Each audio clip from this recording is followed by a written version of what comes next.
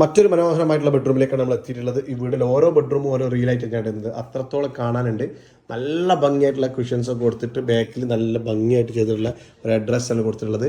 Antique ലൈറ്റുകൾ ഉണ്ടോ, നല്ല രസമായിട്ടുള്ള ആൻറ്റിക് ലൈറ്റുകൾ, ജിഫക്സൺ ലൈറ്റുകൾ കേട്ടോ. ആൻറ്റിക് ലൈറ്റുകളൊക്കെ ചെയ്തിട്ടുള്ള ഇറ്റാലിയൻ മാർബിൾ വിരിച്ച് നല്ല അഡ്രസ്റ്റൊക്കെ നല്ല ഭംഗിയാക്കിയിട്ടുള്ള ഒരു ബെഡ്റൂമാണ്.